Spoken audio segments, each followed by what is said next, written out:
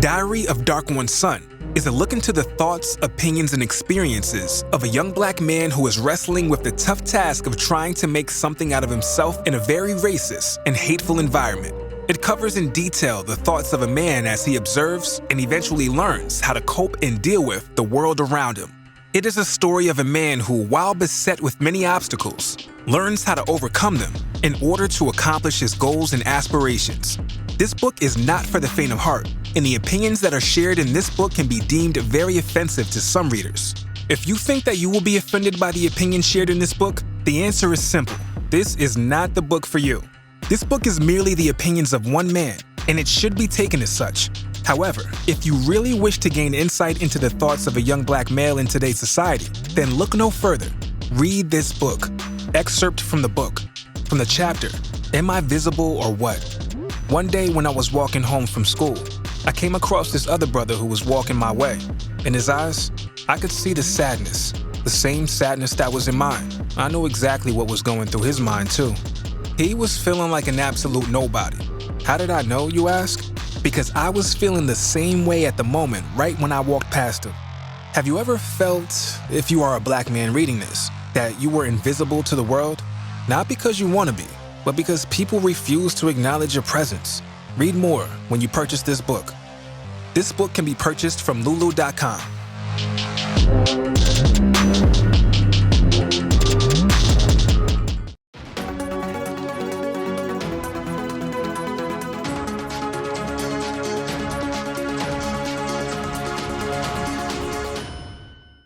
So we had some justice happen for one of our brothers by the name of Jaleel Stallings. He's 29 years old. So he was arrested last year for returning fire at police officers, and he said that he didn't know the people shooting were officers because they were in an unmarked vehicle. So Stallings was charged with attempted murder and found not guilty earlier this year. On September 1st, he was acquitted of all 8 charges stemming from the incident. Now, footage they came out shows that the officers beat our brother after he fired at officers. They say on May 30th, 2020, they had a night of protest, because of George Floyd.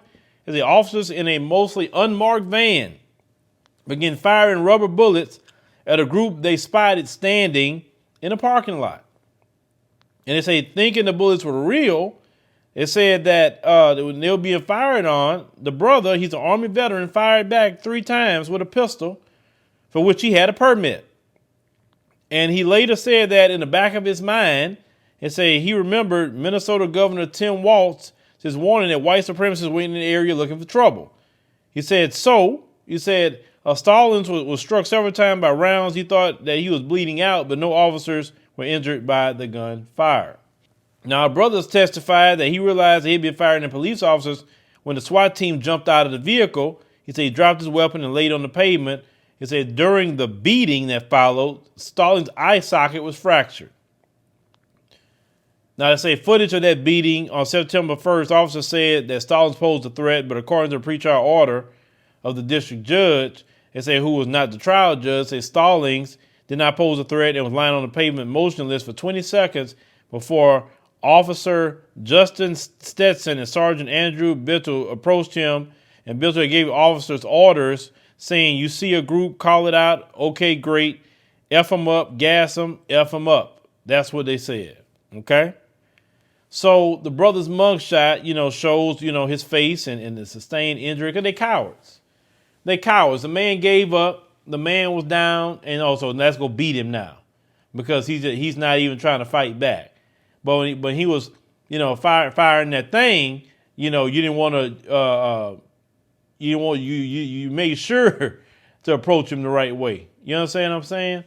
But this is the thing, so now they said that the brother, the Minnesota Freedom Fund paid $75,000 in cash to get the brother released on bond. And like I said, he was acquitted. And that's good. That is good. And there's been many stories like this where a couple of brothers have been getting acquitted of these race soldiers shooting at our brothers and they firing back. Like I tell people, this is not that civil rights generation where everybody's trying to go along and get along. Man, forget that. Brothers and sisters out here are trying to defend themselves. That's all. And if they want people to act a certain way, identify yourself. Don't be in no unmarked vehicle, because shoot, it could be anybody. Especially when the governor said there's white supremacists rolling around. You don't know. He said, shoot, it's white supremacists. Let me defend myself. Because they were out doing dirt at that time period. But leave me a comment. Let me know what you think about our brother here. You know, I'm glad he got off. You know, those cowardly police that was up there, because you know how they are. They just cowards. Anytime somebody fight one of them back, then they want to say, oh, they so wrong. But like, why are you trying to abuse citizens? 250 years of slavery, 100 years of Jim Crow, sharecropping, the Ku Klux Klan, lynchings, bombings, mass incarceration, the separation and destruction of the black family. All of that has had an effect on our mind. Our mind needs to be decolonized. We today are experiencing mental slavery, not physical slavery as once our ancestors had to endure.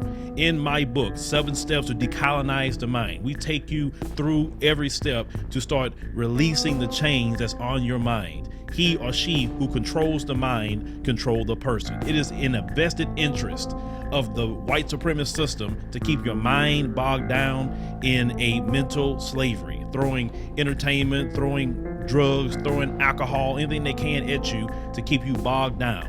You got to free yourself from mental slavery by purchasing our book, 7 Steps to Decolonize the Mind, today on Amazon. Make sure you share it with your family, share it with your friends. Everyone can benefit from decolonizing the mind, because once your mind is decolonized, you will never be put to sleep again.